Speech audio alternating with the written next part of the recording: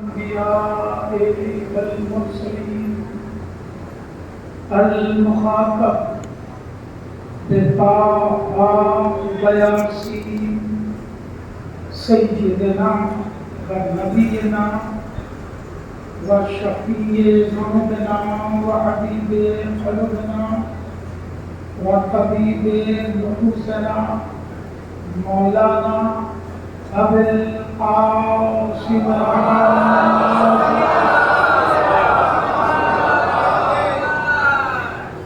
وآله الطيبين الطاهرين المعصومين المنتجبين الغر الميامين ولعنة الله على أعدائهم وقتلتهم وغاصبي حقوقهم أجمعين من يومنا هذا إلى قيام يوم الدين. أما بعد فقد قال الله سبحانه تبارك وتعالى في كتاب المبين وأصدق القائلين بسم الله الرحمن الرحيم الله ولي الذين آمنوا يخرجهم من الظلمات إلى النور والذين كفروا أولياؤهم الطاغوت يخرجونهم من النور إلى الظلمات أولئك أصحاب النار هم فيها خالدون.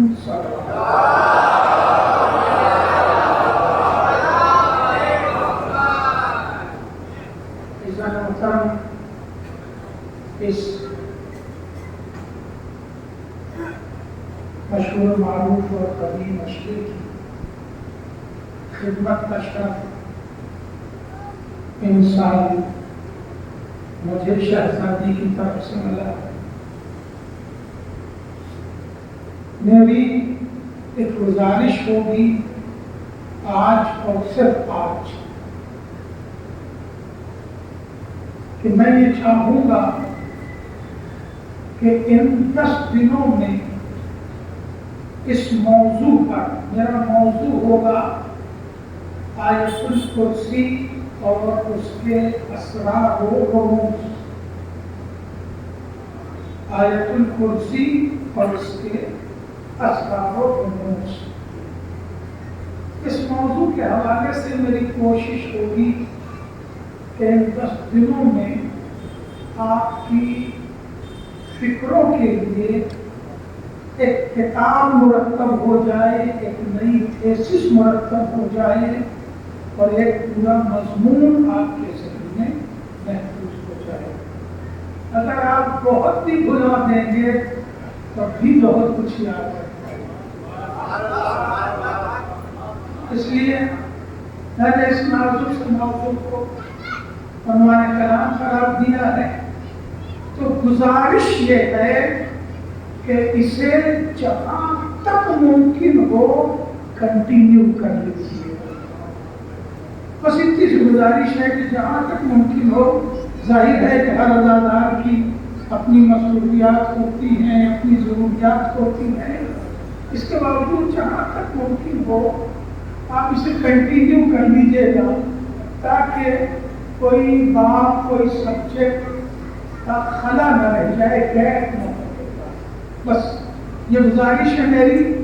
یہ آیت کریمہ سورہ بقرہ کی آیت ہے. دیکھیے شروع تمہید ختم ہو گئی.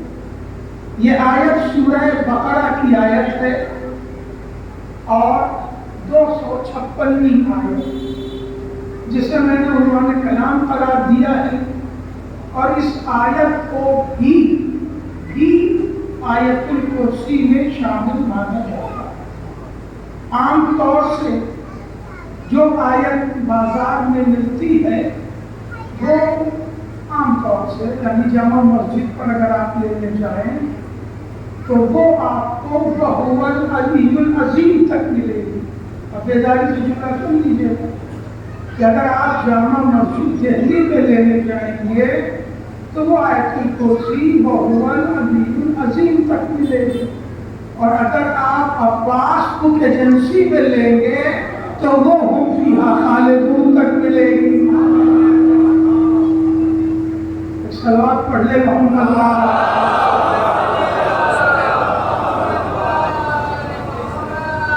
اکثر علماء میں اسے وَهُوَ الْعَلِيُّ الْعَظِيمُ تک کی معنی ہے، مگر شیخ عباس قمی علیہ الرحمہ نے اپنی مفاتیح میں اسے ہم فیہا خالدون تک درج کیا۔ اب اس کے پیچھے وہ راز کیا ہے وہ انشاءاللہ گزر جائے گا، آج ہی نہیں گزرے گا گفتگو میں۔ تو یہ آیت الکرسی سورہ بقرہ کا جز ہے اور بالکل انتہا میں درج ہے، 255 56 54 55 56 مگر ایک سورے کے اندر ہونے کے باوجود آیت الکرسی کی اپنی الگ ایک حیثیت ہے۔ ہر سورے میں کوئی ایسا بیچ میں کچھ بڑا آیتوں کا نہیں ہے کہ جس کا اپنا الگ سے اتنا بڑا تشخص ہو جتنا بڑا تشخص آیت الکرسی کو حاصل ہے۔ آیت الکرسی ایک نماز کا جز ہے جسے نماز وحشت کہتے ہیں۔ نماز وحشت میں آیت الکرسی ہی سورہ حمد کے ساتھ پڑھی جاتی ہے۔ کیا حکم ہے اس کا؟ اس کا حکم یہ ہے کہ اگر کسی مرنے والے کے لیے نماز وحشت پڑھی جائے اور اس کے لیے آیت الکرسی اس میں تلاوت کی جائے تو مرنے والا فشار قبر سے محفوظ رہتا۔ تو جو آیت مردوں کو فائدہ پہنچا سکتی ہے وہ زندوں کو فائدہ نہیں پہنچائے گی۔ صلوات پڑھیں محمد۔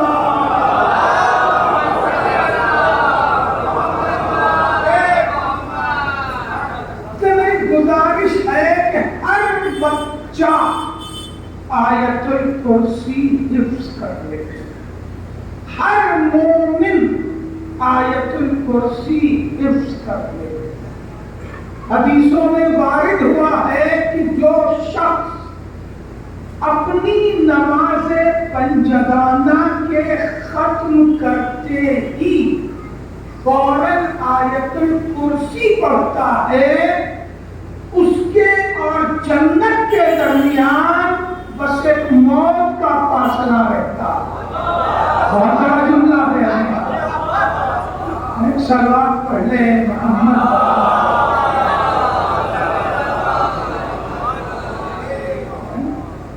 ہر نماز پنجگانہ کے بعد کھڑی دیکھ کے صرف 2 منٹ لگتا اور اس 2 منٹ کے خرچ کرنے سے ارشاد ہوتا ہے کہ مرنے والے کے درمیان، نمازی کے درمیان صرف موت کا فاصلہ ہے۔ ادھر مرا اور ادھر پروردگار عالم جنت کی خوشخبری سنائے۔ ورنہ کیا ہے، نماز صبح ختم کی پڑھ لیا، ظہر ختم کی پڑھ لیا، عصر ختم کی پڑھ لیا، مغرب ختم کی پڑھ لیا، عشاء ختم کی۔ جب تک دوسری دعائیں پڑھی جائیں آیت الکرسی پڑھی جا سکتی۔ آیت الکرسی وہ عظیم ترین، مضبوط ترین، مجرب ترین آیت ہے کہ جو 1000 انشورنس پالیسی پر قربان کی جا سکتی ہے۔ لیکن میں تو جملے ہی پکڑتا ہوں، اب جملے سنبھالنا تو آپ کی ذمہ داری ہے۔ آیت الکرسی وہ ایک آیت ایسی ہے کہ جو 1000 لائف انشورنس پر قربان کی جا سکتی ہے، یعنی 1000 لائف انشورنس آیت الکرسی پر قربان کیا جا سکتا ہے۔ 1000 لائف انشورنس تو کرایا ہی ہوگا، کسی نے ذاتی فائدے کے لیے کرایا ہوگا، کسی نے فیملی کے دباؤ پہ کرایا ہوگا، کوئی اگر اس میں ریپرزینٹیٹیو ہے تو وہ برا نہیں مانے گا، میں تو اس کی پبلسٹی ہی کر رہا ہوں ایک طرح سے، یا ایجنٹ کے کہنے پر اس نے کرایا ہوگا، یا کمپنی مجبور کرتی ہے، گورنمنٹ مجبور کرتی ہے، یا ویکنس آپ رکھے ہیں تو جب تک لائف انشورنس نہ ہو آپ ویکنس چلا نہیں سکتے، جتنا لائف انشورنس کی فیس سب سے زیادہ چالان ہو جاتا ہے، کرانی پڑتی ہے۔ مگر لائف انشورنس جس کا نام ہے وہ ڈیتھ انشورنس کرتا ہے۔ دیکھیں ہو سکتا ہے کہ یہ بات حکومت کو اچھی نہ لگے، جسے لائف انشورنس کہتے ہیں وہ ایکچولی ڈیتھ انشور کرتا ہے، کیونکہ پالیسی ملے گی مرنے کے بعد۔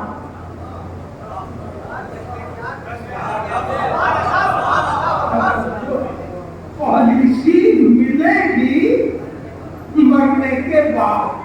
اگر آپ نے میچورٹی خود پوری کر لی تو اس میں انشورنس کا کون سا کمال ہے؟ اگر آپ نے 20 سال کی کریں، 20 سال گزر گئے، آپ نے پالیسی جمع کر دی تو ہو گیا، آپ نے دے دیا، آپ نے لائف کور کی، لائف کو کور کی ہے، تو اس میں انشورنس کا کون سا کمال ہے؟ اور کہنا یار وہ آپ کو گراؤنڈ ویزا تھوڑی ملا رہا، اور اگر خدا نہ خواستہ ہم، اب آپ نہیں پڑھوں گا، اگر ہم کہیں مر گئے تب جا کر کے وہ پیسے نصیب ہوں گے، تو اس نے میری لائف انشور کہاں کی بھائی؟ اس نے لائف انشور کی، لائف کہاں انشور کی؟ تو اس کا نام لائف انشورنس دیا گیا ہے، کیوں؟ یہ کمپنیاں جانے اور حکومت جانے، مگر یہ ڈیتھ انشور کرتی ہے، لائف انشور نہیں کرتی۔ میں تو لائف سے چلا گیا، مگر آیت الکرسی پر اللہ کی وہ ضمانت ہے کہ انسان اگر اپنی جان پر آیت الکرسی پڑھ کے نکلتا ہے تو آتی ہوئی گولیاں بھی کام نہیں آئیں گی۔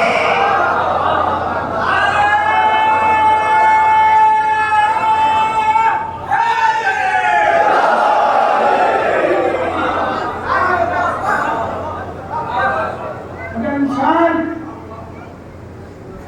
خلوص سے شب میں پڑھتا ہے، شب میں پڑھتا ہے، میں لکھ کے دے رہا ہوں، اگر کسی نے ایسا کیا اور اس کو اس کا فائدہ نہیں ہوا تو میرا گریبان یہاں بھی بدل سکتا ہے، وہ ہمیشہ بھی بدل سکتا ہے، اب اس سے بڑا نہیں کر سکتا۔ اگر پڑھ کے سوتا ہے کوئی ہارٹ اٹیک رات میں نہیں ہوگا، کوئی فالج کا اٹیک رات میں نہیں ہوگا، اس لیے کہ رات میں پڑھ کے سویا ہے، رات بھر کی ضمانت آیت الکرسی کی۔ توجہ ہے، میں یہ گزارش کرتا ہوں کہ اسرار و رموز کی بات ہے تو اسرار و رموز شروع ہو چکے ہیں، میں چاہتا ہوں بنیادی بات آج حوالے کر دوں، پھر آیت الکرسی میں گزارش کرتا ہوں اگر کوئی بچہ اپنے باپ سے موٹر سائیکل کی ضد کرے تو باپ ایک ہی شرط لگائے، آیت الکرسی یاد کر کے سنا دو، چابی دے دوں گا۔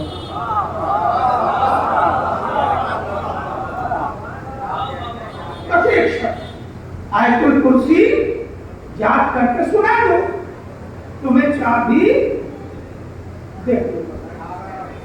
اور جب وہ آیت الکرسی اصغر یاد کر کے 2-4 بار میں سنا دے، اصغر ہو گئی، اسے چابی حوالے کر دے، اور جب وہ اسٹارٹ کرے صرف اتنا کہہ دے بیٹا بس آیت الکرسی پڑھتے ہوئے چلے جاؤ۔ اگر وہ بائکنگ کرتے ہوئے ایک ناجائز کام کرتا ہے، موبائل سن سکتا ہے، جواب دے سکتا ہے، یا آلہ کان میں لگا کے جانے کیا کچھ سن سکتا ہے، تو پڑھتے پڑھتے بھی تو آیت کے چلا سکتا ہے۔ آیت الکرسی پڑھتے پڑھتے بھی تو چلا سکتا ہے۔ ایسا نہیں ہے کہ اسے باوضو بیٹھنا ہے، دو دانوں قبلہ رخ ہونا ہے اور پہلے آیت الکرسی پڑھ لینا ہے تب جو ہے سیلف لگانا ہے، ایسا نہیں ہے۔ وہ سیلف لگائے، گاڑی میں بیٹھے بسم اللہ کرے، آیت الکرسی پڑھتا چلا جائے۔ اس کا دو فائدہ ہے، ایک فائدہ تو یہ ہے کہ وہ بخیریت گھر آئے گا، اور دوسرا فائدہ یہ ہے کہ اپنے مقصد میں ناکام نہیں ہوگا۔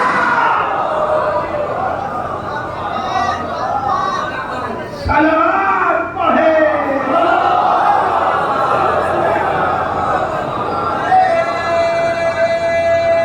جزاک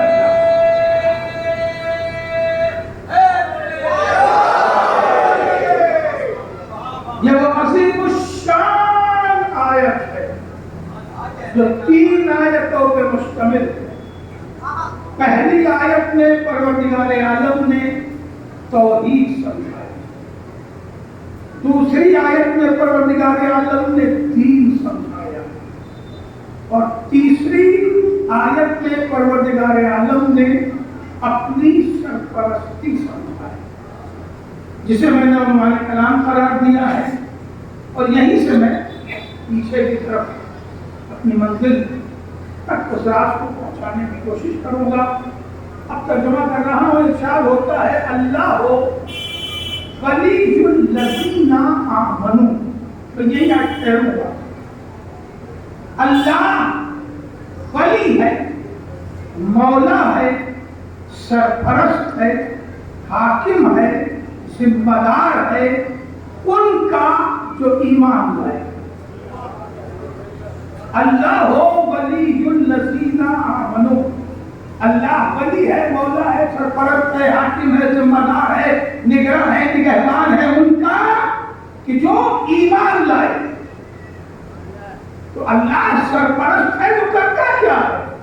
یخرجہم من الظلمات الی النور، اللہ مومنین کو ظلمات سے نکالتا ہے، نور کی طرف لے جاتا ہے۔ آپ ترجمے کو ذہن میں بٹھا لیجیے، بہت کام آئے۔ اللہ سرپرست ہے تو کائے کا سرپرست ہے، ظلمات سے نکالتا ہے، نور کی طرف لے جاتا ہے۔ والذین کفروا اولیاءہم الطاغوت، اور جو اللہ کے ولی ہونے پر ایمان نہیں رکھتے، اللہ کی ولایت کا انکار کرتے ہیں، اولیاءہم الطاغوت، تو ان کا ولی طاغوت ہو جاتا ہے۔ لیکن میں لفظی ترجمہ پہنچا دیا، اولیاء جمع ہے ولی، اللہ ولی ہے، ظلمات سے نکالتا ہے، نور کی طرف لے جاتا ہے۔ والذین کفروا، اور جو اس کی ولایت کا انکار کرتے ہیں، سرپرستی اور حاکمیت کا انکار کرتے ہیں، طاغوت ان کا ولی ہو جاتا ہے۔ لفظیں پہنچنی چاہیے، اللہ کو ایمان لا کر ولی ماننا پڑتا ہے، طاغوت کو ماننا نہیں پڑتا، وہ خود منواتا ہے۔ صلوات پڑھے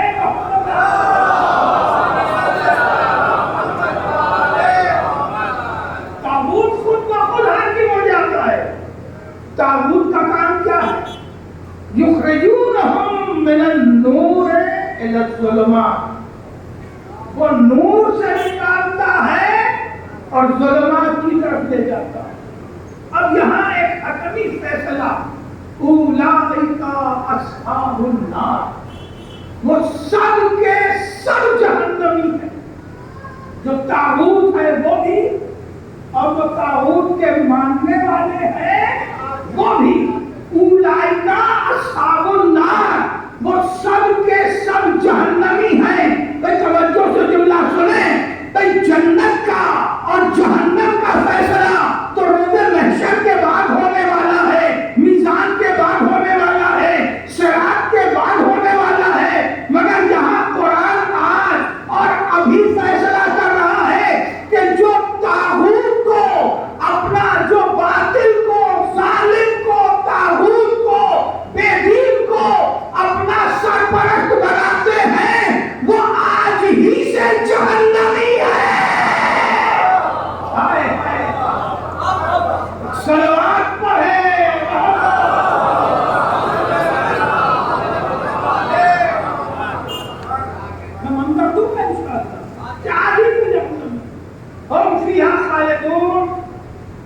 بائی پاس پہنچا دیے جائے. اب تو بائی پاس بن گیا سلوات پڑھ لے محمد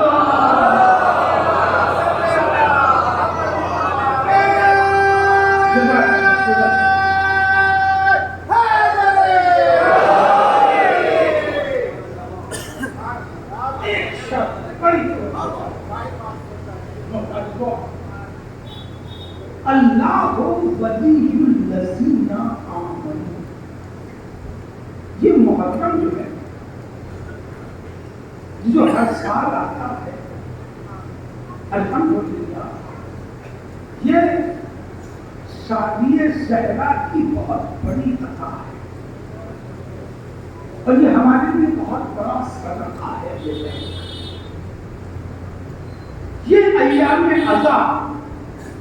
عزادار کے لیے ایک ریفریشر کورس ہے. نہیں لفظ پہنچے. دیکھیے ہر کمپنی ایک سال کے اوپر 15 دن کے لیے بلاتی ہے نا ریفریشر کورس کے. ہر کالج یونیورسٹی میں ریفریشر کورس ہوتا ہے تاکہ جو کچھ بھی نیا آیا ہے اور جو پرانے میں کمی رہ گئی اس کو ریفریش کیا جائے تاکہ پھر نکلنے کے بعد آدمی نئی جرأت کے ساتھ نئے حوصلے کے ساتھ میدان عمل میں آ سکے. اسی طرح یہ عزاداری سالانہ ریفریشر کورس ہے کہ اپنے عقائد بنا لو, اپنے اعمال بنا لو, اپنے اخلاق بنا لو, اپنے کردار بنا لو. اور یہی وجہ ہے کہ CIA اور موساد 50 برسوں سے کوشش میں لگی ہے کہ عزادار کو خرید لے مگر عزادار بکتا نہیں ہے.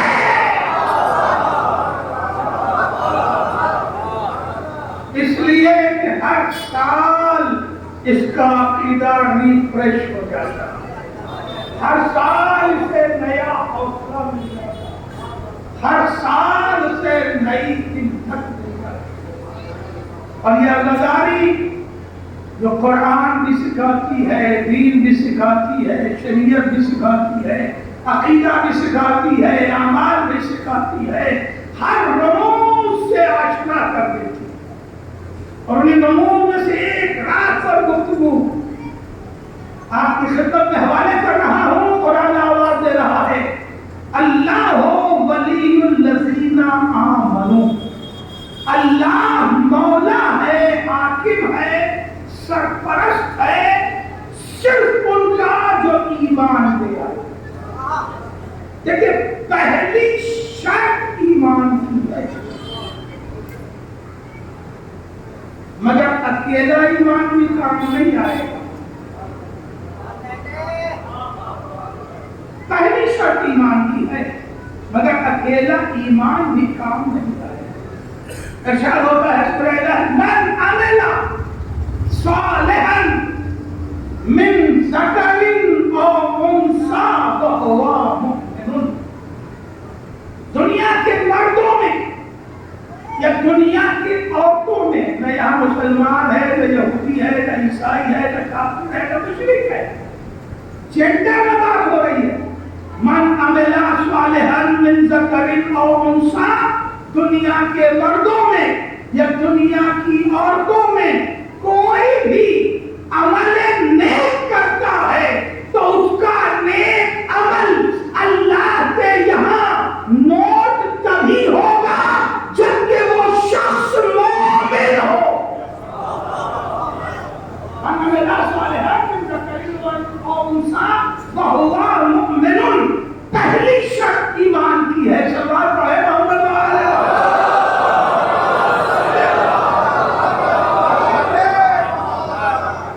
ایمان میں ذرا سی بھی خلش قبول نہیں.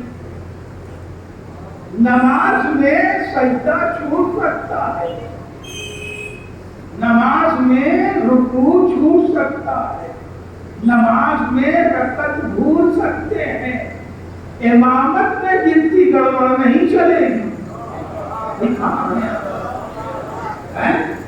بھائی آپ نے 4 رکعت نماز پڑھی، 1 رکعت بھول گئے تو نماز شکیات موجود ہے، تو اس 1 رکعت کے بدلے میں فلفل کر لو۔ لیکن اگر آپ نے کہاں تک آپ بیدار ہے میں نہیں جانتا، 12 میں سے 6 ایمان کر لیے نہیں قبول ہے۔ اللہ کو 12 کے 12 کا عقیدہ چاہیے، توجہ ہے؟ نہیں 12 کو مانتے ہیں مگر 12ویں پہ عقیدہ نہیں ہے، نہیں چاہیے۔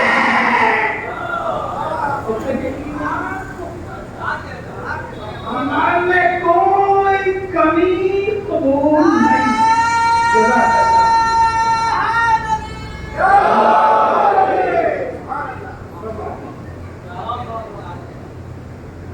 ایک سورہ روز پڑھا کرتے ہیں، ارشاد ہوتا ہے بسم اللہ الرحمن الرحیم والعصر ان الانسان لفی خسر۔ سورہ نحل کی آیت میں جنڈر پہ بات کی، اب یہاں جنڈر پہ نہیں کامن ناؤن پہ بات کرو۔ والعصر ان الانسان لفی خسر، عصر کی قسم انسان گھاٹے میں ہے۔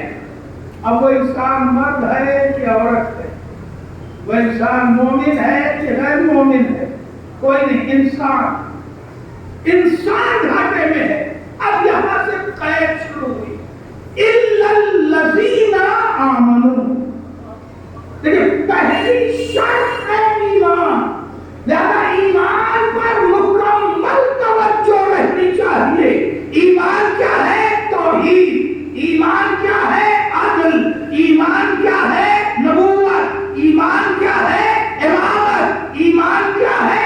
قیامت۔ ان اصول دین کو سمجھ کے دل میں بٹھا لے، یہی ہے ایمان۔ توجہ ہے؟ اور اس کی اصل کیا ہے ابھی حوالے کرتا ہوں، تو یہ ایمان ہے الا الذین آمنوا، بنیادی شرط ہے کہ ایمان آپ کے ذہن میں بالکل کلیئر ہونا چاہیے۔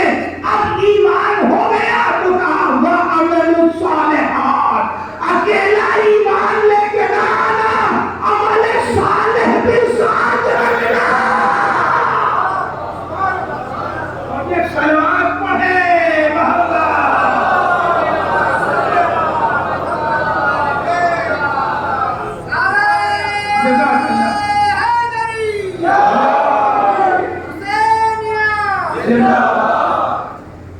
اب آئیے وہ 2 لفظ بھی ذرا سا واضح کر دوں، کیونکہ سورے کو ہاتھ لگا دیا ہے۔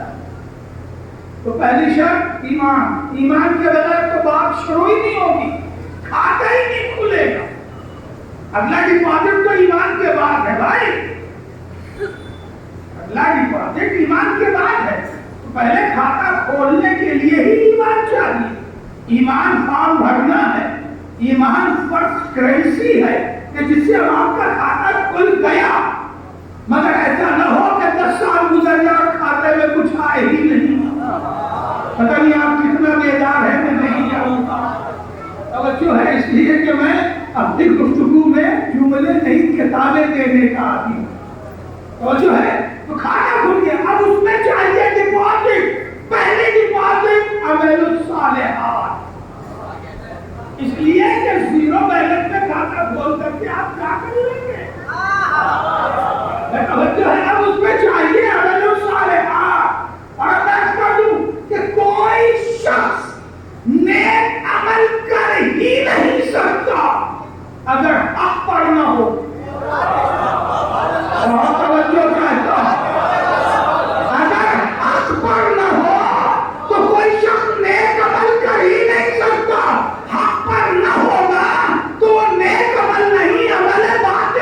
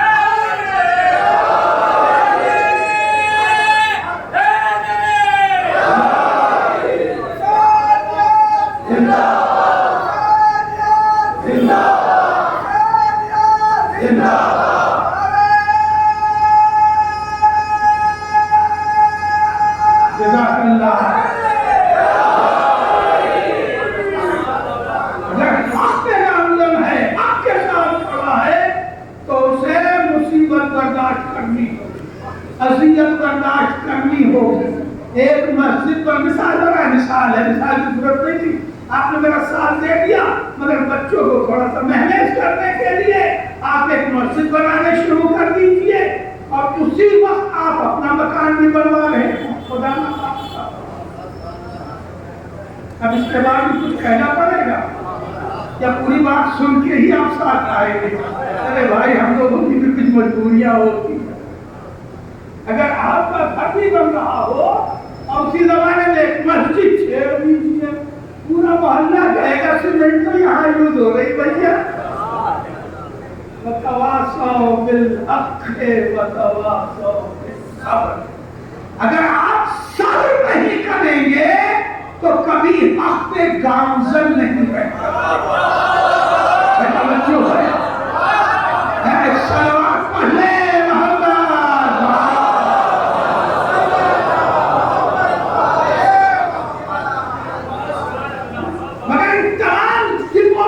صبر کا ڈپازٹ، حق کا ڈپازٹ، عمل صالح کا ڈپازٹ، اس سے پہلے چاہیے آمنو، کیونکہ آمنو سے ہی کھاتا کھلے گا۔ اِلَّا الَّذِينَ آمَنُوا، سب سے پہلی شرط ہے ایمان۔ ایمان کیا ہے؟ اللہ، تو ہمیں ایمان کی تلاش میں کسی غیر جانبدار سچے کی تلاش ہے۔ دیکھیے، میں یہ جملہ نہیں پڑھ رہا ہوں، میں تاریخ نچوڑ رہا ہوں، سمجھے 10 کتابیں میں نچوڑ رہا ہوں اپنے جملے کو پہنچانے کے۔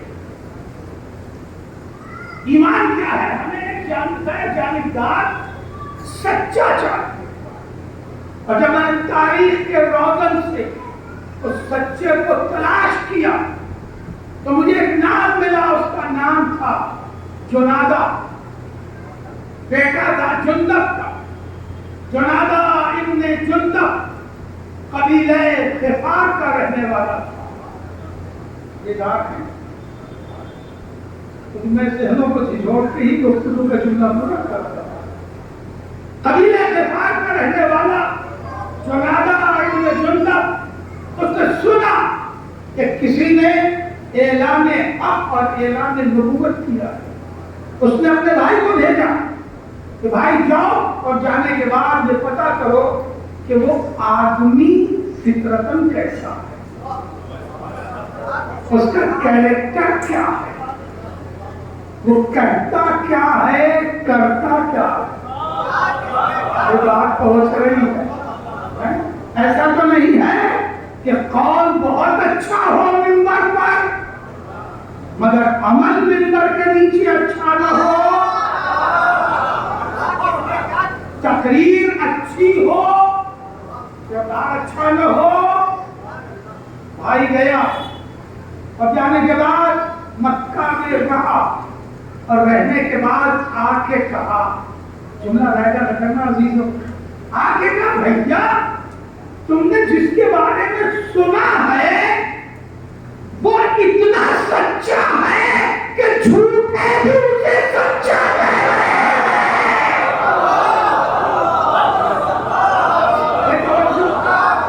صلوات پڑھے محمد۔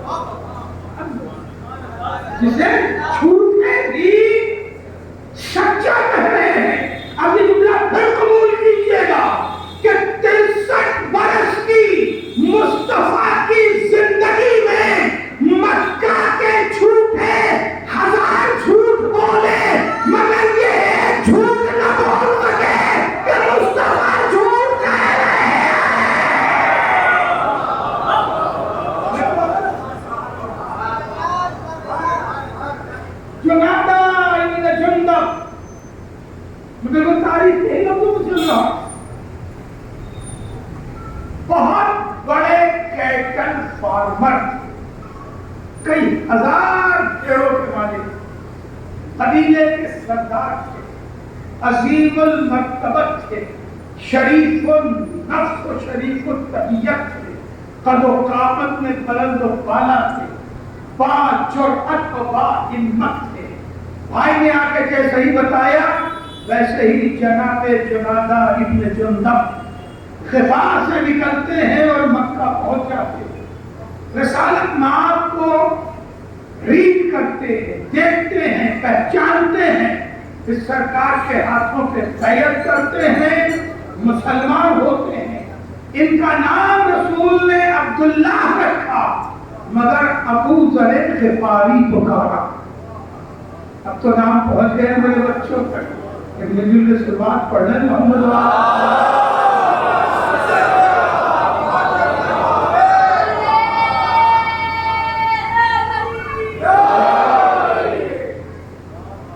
ابو ذر غفاری مکہ میں رہے، سرکار کے ساتھ تھوڑے دن اور دین حاصل کیا.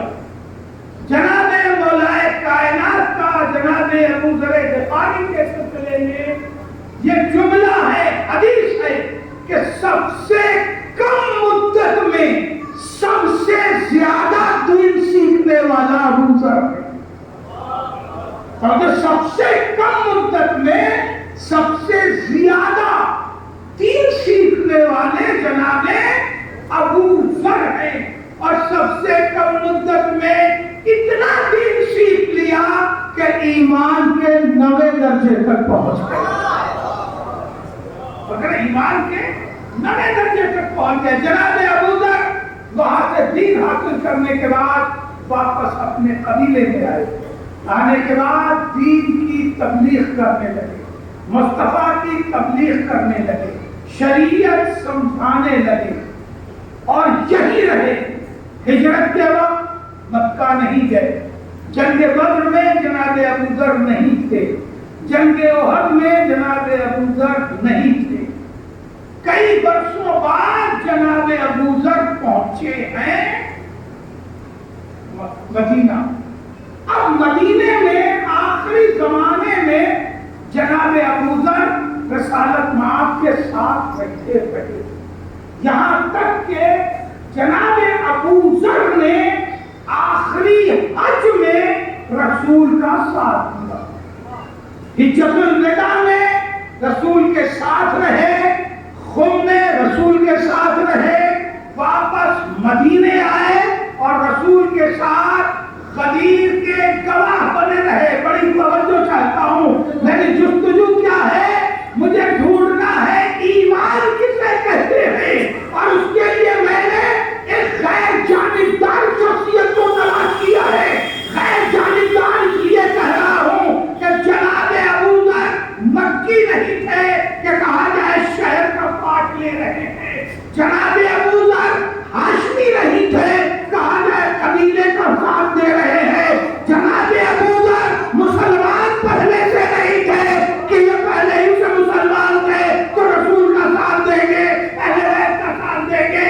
آئے ہیں غیر قبیلے سے، اسلام قبول کیا، دین کو سمجھا، جا کے تبلیغ کی، مدینہ گئے، رسول کے ساتھ رہے، غدیر میں آئے، آنے کے بعد پھر واپس رسول کے ساتھ مدینے میں رہنے لگے، یہاں تک کہ رسول کا وصال ہو گیا.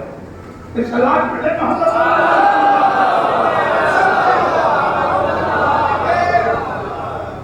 رسول کا وصال ہو گیا.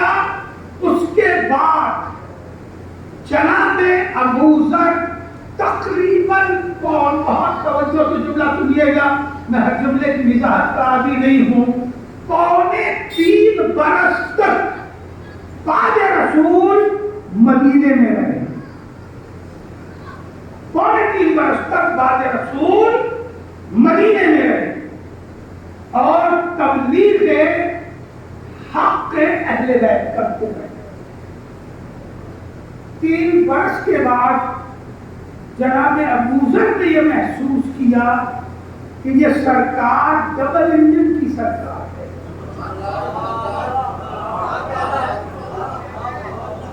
لہذا جناب ابوذر نے مدینہ چھوڑ دیا اور شام آ کے بس گئے. ڈبل انجن سمجھ میں آ گیا. ایک صلوات پڑھ لیں محمد.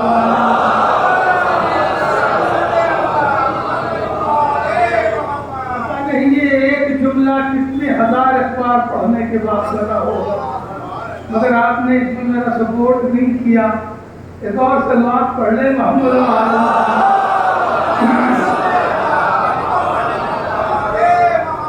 ایک سرکار مدینے میں میں کچھ کم و بیش نہیں کر رہا، اور دوسری شام میں.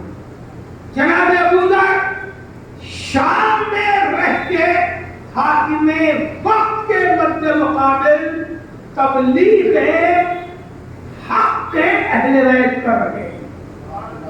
توجہ ہے، تبلیغ حق اہل بیت کر رہے ہیں. اس کے بعد میں نے یہ دیکھا، بڑی توجہ، کہ جناب ابوذر شام سے مکہ جا رہے ہیں. کہیں پیدل چلنا پڑ رہا، کہیں اونٹ سے چل رہے ہیں. اونٹ لاغر اور کمزور ہو رہا ہے. شام تک سے مدینے کا مکے کا سفر یہ کئی ہزار کلومیٹر کا سفر. میں پوچھوں کہیں، دیکھیے توجہ رکھیے گا، مسائل شریعت تفسیر تاریخ سب ایک ساتھ دینے چل رہا ہوں آپ کے لیے، لہذا کہ بڑی خصوصی توجہ چاہتا ہوں.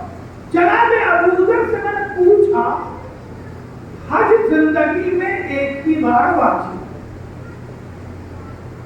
ٹھیک ہے، حج زندگی میں ایک ہی بار واجب ہے. اس کے بعد اگر آپ کے پاس 10 کروڑ بھی آ جائے تو دوسرا حج واجب نہیں ہوتا. اما کوئی تو انشاءاللہ بولو 10 کروڑ کی بات ہے. شروعات پڑھے محمد.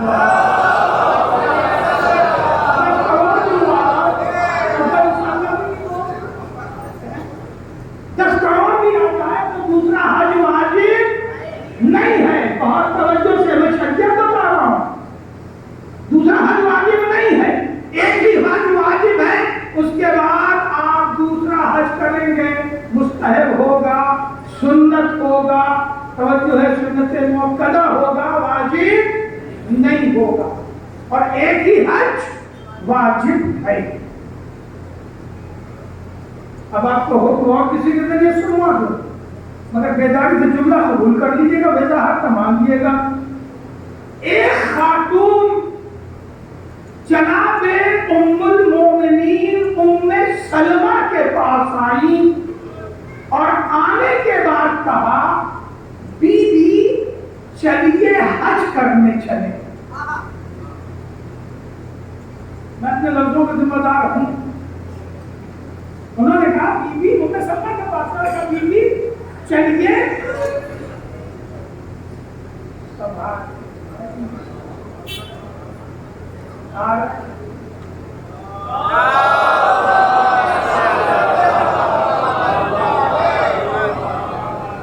ایک محترمہ جناب ام سلمہ کے پاس آئی اور آنے کے بعد کہا، بی بی چلیے ہم دونوں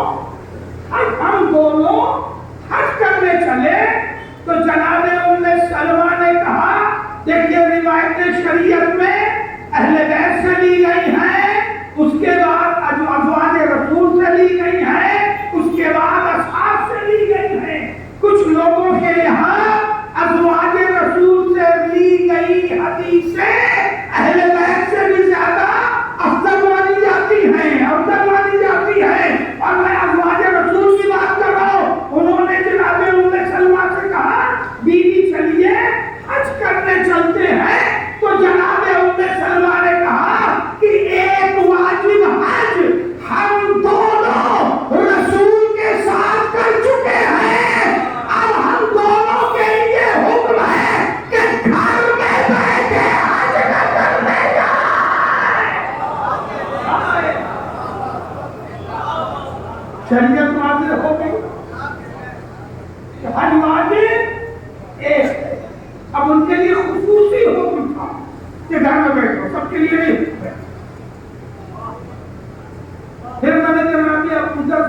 बताइए आप मक्का क्यों जा रहे हैं?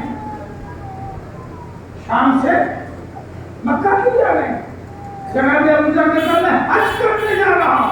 मैंने हाथ जोड़े, सरकार आप बहुत बड़े सहाबी हैं, नवे दर्जे में फायद है ईमान के, आप एक वाजिब हज सबसे बड़ा कर चुके। पहले तो समझिए जो है, वैसे तो हर चंद साल बाद हज अकबर का ऐलान होता है सऊदीया से, जब जुमे के दिन बकरीद पड़ जाती है तो हज अकबर कहलाता है, मगर उस अकबर से भी बड़ा अकबर तो वो एक हज था, एक ही हज, न उसके बाद हुआ न उससे पहले हुआ, और वो हज है कि जो रसूल के साथ हुआ हो। तो मैंने कहा उधर से आप तो सबसे बड़ा हज कर चुके हैं, अब मक्का क्या करने जा रहे हैं? जनाब अबू जर आवाज देंगे मेरे साथ आओ, तो मैं बताऊं कि मैं मक्का अब हज करने क्यों जा रहा हूं। हज तो सुन्नत है, पैगाम वाजिब है। हाय हाय मैं जनाब अबू जर के साथ तारीख के रोगन से मक्का पहुंच गया। मैंने देखा इस अजीम सहाबी ने तवाफ किया, तवाफ मुकम्मल करने के बाद खाने काबा के पर्दे को पकड़ा और पकड़ने के बाद आवाज दी, अय्युहन नास, ऐ लोगों, मैं जुनादा इब्ने जुंदब था। मैं जुनादा इब्ने जुंदब था, मुझे रसूल ने इस्लाम अता किया और मेरा नाम अब्दुल्ला रखा, और सरकार ने मुझे अबू जर पुकारा। जो जानता है वो जानता है, जो नहीं जानता है वो जान ले कि मैं ही अबू जर ग़िफ़ारी हूं। चंद लोगों ने कहा हाँ हम तुमसे वाकिफ हैं, चंद ने कहा मैं वाकिफ नहीं था, अब तुम्हारा कबीला तुम्हें जान गया। अब जनाब अबू जर आवाज देते, तुमने ये हदीस भी सुनी होगी, तुमने ये हदीस भी सुनी होगी कि न जमीन ने बोझ उठाया न आसमान ने साया किया जो मुझ अबू जर से ज्यादा सच्चा हो। समझो है, ये हदीस सुनी होगी, जाहिर है ये हदीस इतनी मशहूर थी जितना अबू जर मशहूर नहीं, क्योंकि हदीस थी लोगों के तहत बतहत मशहूर थी कि एक शख्स ऐसा मुसलमान है कि जिसके लिए रसूल ने कहा कि न जमीन ने बोझ उठाया न आसमान ने साया किया जो मुझ अबू जर से ज्यादा सच्चा हो। कहा ये हदीस मैंने सुनी है, अबू जर वो तुम्हारे ही लिए है कि न जमीन ने बोझ उठाया न आसमान ने साया किया जो मुझ अबू जर से ज्यादा सच्चा हो। कहा ये हदीस मेरे ही लिए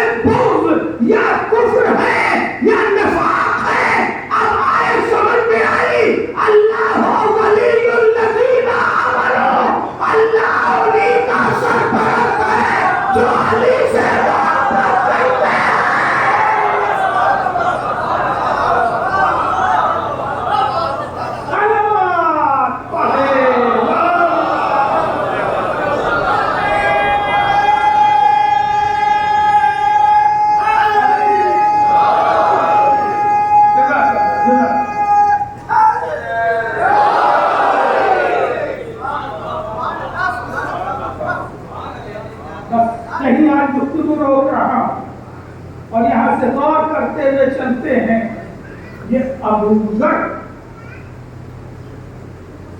مکہ جا کے کیوں اعلان کر رہے ہیں؟ بہت بیداری سے سن لینا عزیزو، میں ہر جملہ کتاب نچوڑ کے بناتا تاکہ اگر آپ جملہ محفوظ کر لیں تو کتاب کی اور آپ کو بہت کھلتے جائیں۔ تو جملہ حوالے کر رہا ہوں، ابو ذر آپ مکہ کیوں جا رہے ہیں؟ آپ سنو، تم اپنی زندگی میں رہتے ہو وہیں سے سمجھ سکتے ہو۔ میڈیا ہمیشہ کیپٹل میں رہتا ہے۔ خدا کی قسم اگر میں کسی میڈیا کرمی سے جملہ کہتا شاید بہت زیادہ میڈیا ہمیشہ کیپٹل میں رہتا ہے، اور میڈیا کی بیماری یہ ہے کہ وہی لکھتا ہے جو حکومت چاہتی ہے۔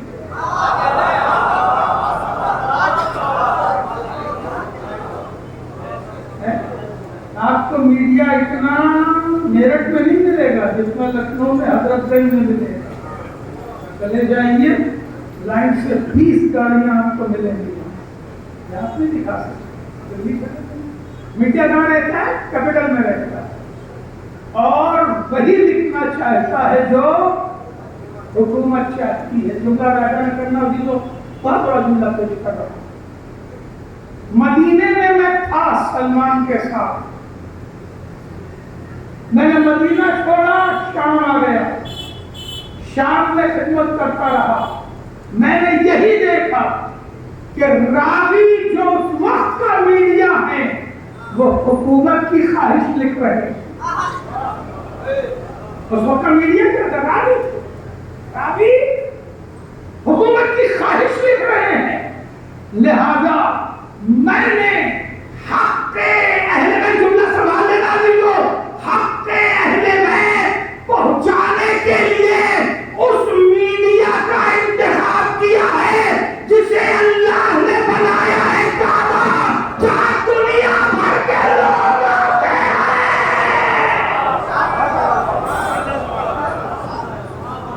جہاں ایک شہر کی قید نہیں، ایک قبیلے کی قید نہیں، ایک ملک کی قید نہیں، جہاں ہر ملک و قبیلہ کے لوگ، ہر شہر کے لوگ ہوں گے، وہاں میں نے حق اہل بیت پہنچانے کے لیے اپنے کو اس مشقت سے پہنچا دیا۔ اور اب میں بتا رہا ہوں، علی کی محبت ایمان ہے، اور علی کا بغض یا کفر ہے یا نفاق ہے۔ اللہ اسی کی سرپرستی کرے گا جو محبت علی سے وابستہ رہے گا۔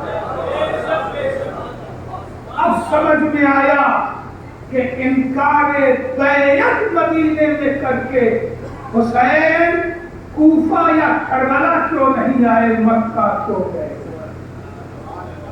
بیدار ہوئے؟ میں نئی طرف سے آپ کو آشنا کرا مدینے میں اب بحث وقت نہیں ہے کہ میں آپ کو ادھر لے کے چلوں۔ انکار بیعت کہاں کیا؟ مدینے میں۔ انکار بیعت حاکم وقت کے خلاف کیا ہے، تو سرکار مدینے سے نکلتے ہیں تو کوفہ آ جاتے ہیں، کوفہ ٹارگیٹ تھا، کیا پھر کربلا آ جائے، شام کا وقت کرتے ہیں۔ یہ حضور مدینے سے مکے کیوں گئے؟ مکے صرف اس لیے گئے تھے کہ مکہ اللہ کا بنایا ہوا میڈیا پلیٹ فارم ہے، جہاں ساری دنیا کے لوگ آئیں گے، اور مقام حیرت بھی ہے اور مقام عبرت بھی ہے۔ وقت نہیں ہے کہ میں سے زیادہ آگے آپ کی خدمت کروں۔ مقام حیرت بھی ہے اور مقام عبرت بھی ہے کہ جو مولود کعبہ کا بیٹا ہو وہ مجبور ہو جائے ایک دن پہلے حج چھوڑ کے جانے پر۔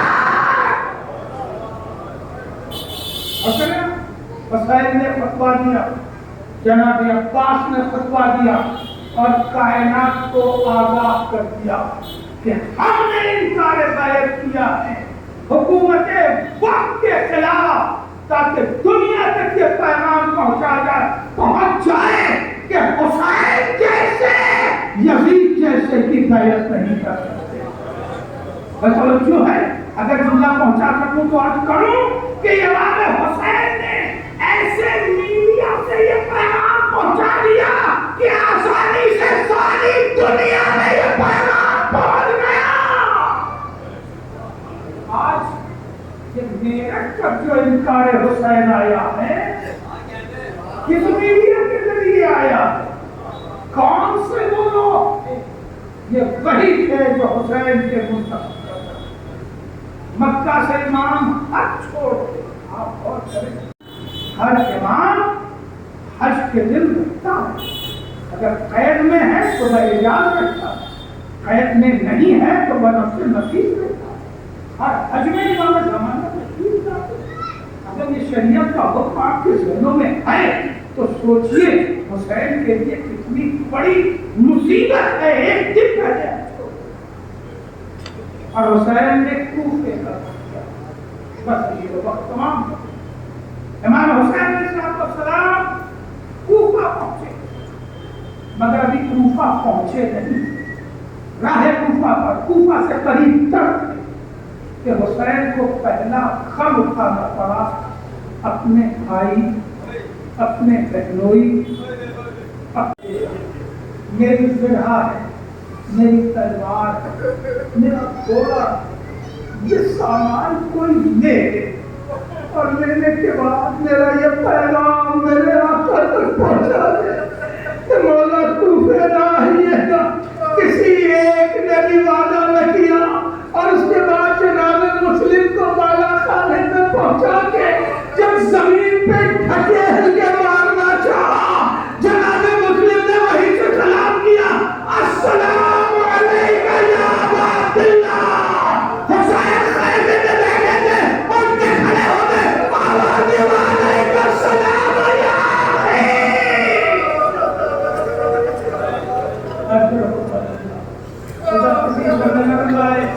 سوائے ہمیں امام مظلوم کے. اگر یہ جملہ جیسے ہی شہزادی زینب نے سنا السلام علیکہ السلام یا اخی، تڑپ کے آ گئی. بھیا کس کے سلام کا جواب دے رہے ہو؟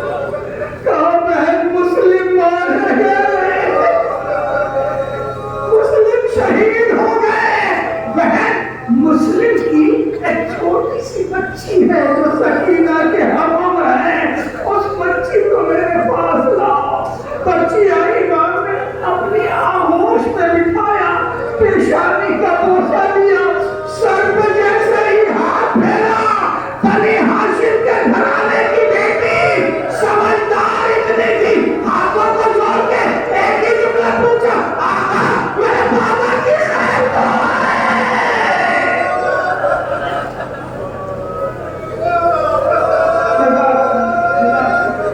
آقا میرے بابا کی خیر تو